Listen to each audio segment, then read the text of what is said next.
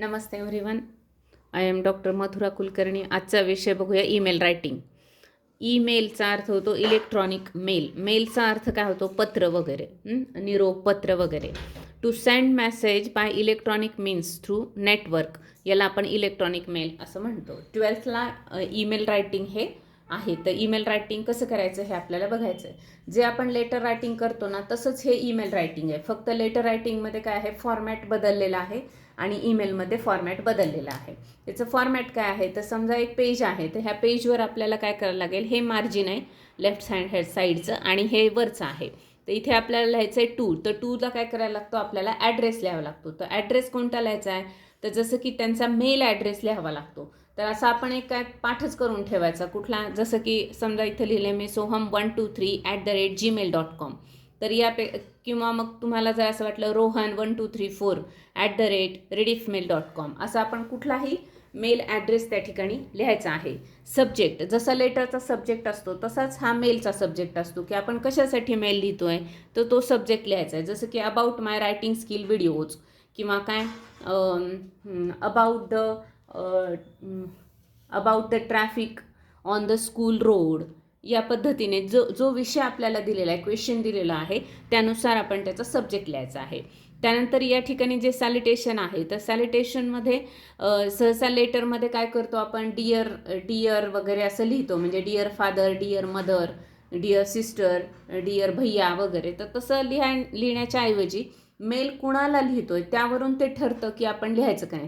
सहसा मेलमध्ये काय करतो आपण, डायरेक्ट नाव लिहितो. म्हणजे सोहम, किंवा जर सर असतील तर सर, मॅडम. म्हणजे याच्यामध्ये सुद्धा लेटर रायटिंगमध्ये कसं फॉर्मल इनफॉर्मल आहे ना, तसं याच्यामध्ये सुद्धा मेल रायटिंग सुद्धा कसं आहे, फॉर्मल आणि इनफॉर्मल आहे. तर त्या पद्धतीने आपण तिथे सॅल्युटेशन लिहायचं आहे आणि मग डायरेक्ट आपण इथे ईमेल लिहायला सुरुवात करायचं आहे. Related to subject 4-5 lines 6 lines आपल्याला लिहायचं आहे. 4 मार्क्ससाठी आपल्याला ईमेल रायटिंग आहे. तर त्यासाठी आपल्याला काय करायचं आहे, एक जे हे सगळं जे लिहितो आपण प्रॉपर फॉर्मॅट, तर ह्या फॉर्मॅटला एक हाफ मार्क किंवा 1 मार्क असतो आणि बाकीचे जे मार्क्स असतात ते हे आपण लिहितो कंटेंट त्याला आहे. त्याचं ग्रामर कसं आहे, पंक्च्युएशन मार्क्स दिलेले आहेत का, सिक्वेन्स कसे आहे, जे आपण पहिल्या व्हिडिओमध्ये सगळं हे बघितलेलं आहे. तर हे झाल्यानंतर आता पॅराग्राफ किती आपल्याला त्याच्यामध्ये तयार करायचे आहेत रायटिंगमध्ये, तर अकॉर्डिंग टू सब्जेक्ट 3 असतात जनरल. इंट्रोडक्शन म्हणजे त्याच्यामध्ये ग्रीटिंग असतं, की नेमकं काय आहे ते सांगितलं आता. त्यानंतर मेन आयडिया म्हणजे आपल्याला जे कंटेंट सांगायचे किंवा त्यातला आपल्याला मेसेज काय द्यायचं आहे ते. आणि नंतर आहे थँकिंग सेंटेन्सेस. तर मग काय वेटिंग फॉर युअर मेल, किंवा थँक्यू वन्स अगेन वगैरे, या पद्धतीचे जे शेवटचं हे असतं. त्यानंतर त्याचं क्लोजर जे आहे, शेवटचा भाग जो आहे या फॉर्मॅटमध्ये, हा जो शेवटचा भाग आहे हा, तर याला आपण काय म्हणतो, क्लोजर म्हणतो. तर इकडे लेटर रायटिंगमध्ये जसं असतं ना, तर या ठिकाणी पण आपण युअर फ्रेंड, युअर्स फेथफुली वगैरे असं पण लिहू शकतो. जर समजा नसेल तर ते न लिहिता डायरेक्ट आपण काय करतो, नेम, ॲड्रेस जो ॲक्च्युअल आहे तो ॲड्रेस लिहायचा आणि फोन नंबर. आता या ठिकाणी ॲड्रेस ॲक्च्युअल का लिहिलं तर इथं मेल ॲड्रेस नाही लिहायचा. जो आपण आपला राहण्याचा जो पत्ता आहे, निवासी पत्ता ज्याला आपण म्हणतो, होम ॲड्रेस, तर तो लिहायचा आहे. किंवा आपण जर एखादं शॉपकीपर म्हणून लिहितो आहे तर तिथं, किंवा स्कूलमधलं स्टुडंट म्हणून लिहितो आहे तर स्कूलचा ॲड्रेस, या पद्धतीने ॲक्च्युअल ॲड्रेस लिहायचा. इथं काही मेल ॲड्रेस लिहायचा नसतो आणि त्याखाली आपला फोन नंबर लिहिणं आवश्यक आहे. हे झालं त्याचं फॉर्मॅट. आता याची लँग्वेज कशी असली पाहिजे, तर ह्याचे परत 2 प्रकारे, जसं मेलचे म्हणलं आपण, ऑफिशियल आणि फॉर्मल. जर मेल असेल म्हणजे ऑफिशियल असेल, कशाचं असेल, जसं की एक लिव्ह ॲप्लिकेशन द्यायचं आहे, किंवा आणखी ऑफिशियल म्हणजे काय, बँक मॅनेजरला आपल्याला लिहायचं आहे मेल, की आपलं ATM कार्ड हरवलं आहे वगैरे, अशा पद्धतीचं आहे. किंवा आपण ट्रॅफिक पोलीस कंट्रोल ऑफिस जे आहे तर त्यांना लिहितोय की आमच्या स्कूलवरची किंवा या रोडवरची काय ट्रॅफिक खूप वाढली आहे. किंवा आपल्याला एखादे जे अधिकारी आहेत तर त्यांना किंवा कलेक्टर आहेत आणि आपल्याला आपल्या शहराविषयी काहीतरी लिहायचं आहे. नगरपालिकाचे अधिकारी आहेत आणि त्यांना आपण लिहितोय की इथं कॉलनीमध्ये गार्बेज मॅनेजमेंटची काय सोय सुविधा आहे वगैरे, या पद्धतीचे असतील तर ते काय आहे, ऑफिशियल किंवा फॉर्मल असतात.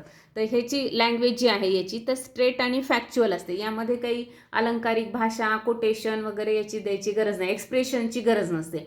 किंवा दॅट्स गुड वगैरे असे एक्सप्रेशनसुद्धा द्यायची गरज नाही. पण तेच जर इन्फॉर्मल मेल असतील, इन्फॉर्मल म्हणजे काय, समजा रिलेटेड टू फ्रेंड्सना लिहिलेले, रिलेटिव्सना लिहिलेले, किंवा आपल्या शेजाऱ्यांना आपल्याला लिहायचं आहे की तुमचा कुत्रा खूप भुंकतो रात्री, मग आम्हाला झोप येत नाही आहे वगैरे, या पद्धतीचे जे मेल असतात तर त्याला आपण काय म्हणतो, इन्फॉर्मल मेल म्हणतो. मग याची मात्र फिगरेटिव्ह लँग्वेज असते. याच्यामध्ये आपण expressions, quotations, poem lines, good thoughts, idioms, phrases याचा वापर करू शकतो. कारण की हे इन्फॉर्मल लिहिलेले असतं, यामध्ये आपल्याला भावना पोहोचवणं महत्त्वाचं असतं. आणि इथं जो प्रॉब्लेम आहे तो प्रॉब्लेम डायरेक्टली आपल्याला त्यांच्यापर्यंत पोचवायचा असतो. कधी कधी इथं प्रॉब्लेम नसतो, पण इन्फॉर्मलमध्ये काही प्रॉब्लेम नाही आहे. जे आहे ते काहीतरी परिस्थितीचं कधी कधी वर्णन असतं. जसं की आपल्याला असं येऊ शकतं की एखाद्या आपल्या एक मेल आहे आणि तोच आपल्याला आपल्या 4-5 ग्रुपमध्ये मित्रांना, कारण इथं काही व्हॉट्सअपचं ग्रुप नाही, तर मित्रांना मैत्रिणींना पाठवायचं आहे की आपण समजा नेक्स्ट संडेला आपण पिकनिकला जाऊ. मग तुम्ही एकच फॉर्मॅट तयार कराल आणि तेच तुम्ही 5 जणांना फॉरवर्ड कराल मेल, असंही होऊ शकतं. मग पिकनिकला जाण्यासाठी कोण कोण येणार आहे, काय अरेंजमेंट आहे, तिथं काय बघणार आहे, असं सगळं डिस्क्रिप्शन असणारा जो मेल असेल, मग हा इन्फॉर्मल मेल असेल. किंवा एखाद्या फ्रेंडला तुम्ही या होळीच्या दिवशी आपण काही इको फ्रेंडली होळी सेलिब्रेट आम्ही करणार आहे, तर मग तू पण आमच्या कॉलनीमध्ये ये, अशा पद्धतीचा आपण मेल त्यांना करू शकतो. असे वेगवेगळे हे इन्फॉर्मल मेल असू शकतात. ह्यामध्ये फक्त आपल्याला लँग्वेजमध्ये फरक आहे, बाकी आपलं ग्रामर आहे, त्यानंतर पंक्च्युएशन मार्क्स आहे, नीटनेस, हे तर सगळीकडेच आपल्याला अपेक्षित आहे.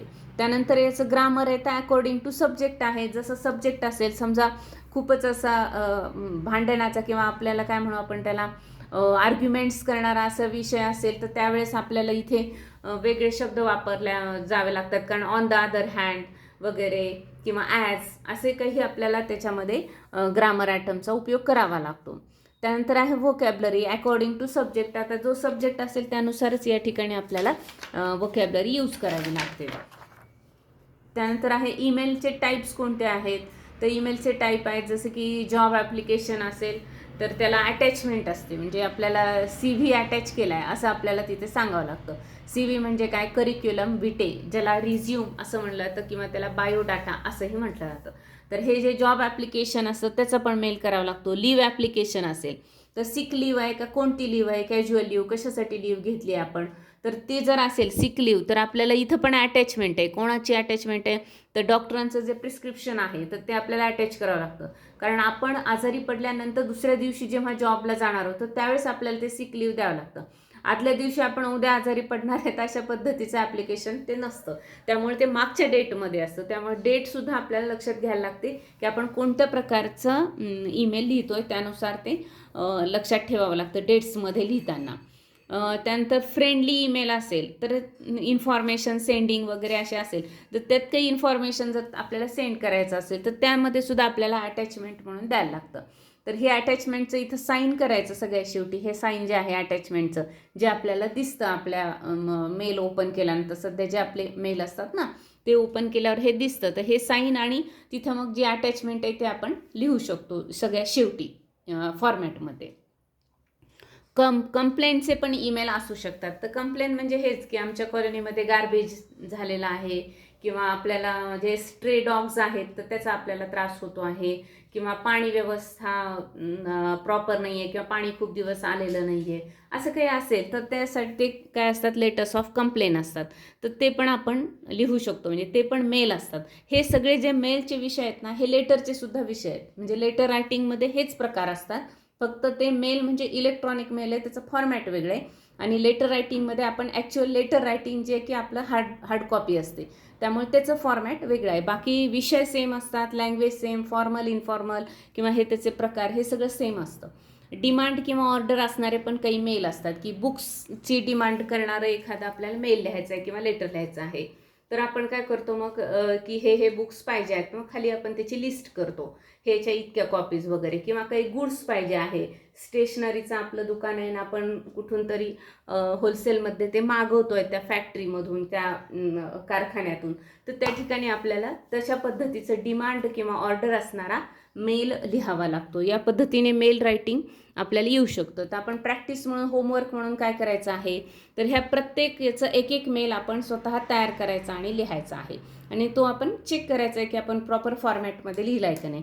आता या व्हिडिओजमध्ये ना हे जे मेलचं जे हे लिहिणार आहे, हे एक्झाम्पल्स आहेत, तर मी एखादा मेल वगैरे असं काही लिहून नाही दाखवलं, कारण हे आपल्याला माहिती असतं काय लिहायचं आहे आणि शेवटी प्रत्येकाची लँग्वेज स्टाईल ही वेगळी असते. त्यामुळे फक्त फॉर्मॅट आणि काय अपेक्षित आहे अशा पद्धतीचंच या ठिकाणी मी व्हिडिओ केलेले आहे. जर एखादा मेल लिहून दाखवायचा झाला तर मला प्रत्येक प्रकारचा एक एक मेल लिहावा लागेल किंवा प्रत्येक प्रकारचं एखादं काय लेटर रायटिंग लिहावं लागेल, तर ते खूप मोठा व्हिडिओ होईल आणि त्याची काही गरजही नाही आहे. हे जे मॅटर आहे तर हे आपलं ग्रॅमॅटिकली करेक्ट असलं पाहिजे, जे आपल्याला पाहिजे ते आपल्याला आपल्या शब्दात सांगता यायला पाहिजे आणि तशी व्होकॅब्लरीसाठी आपण काय प्रिपरेशन करायचं आहे तर हे आपण आधी बोललेलं आहोत. तर या पद्धतीने आपण मेल रायटिंग करायचं आहे. Thank you very much. भेटूया आपण नेक्स्ट व्हिडिओमध्ये.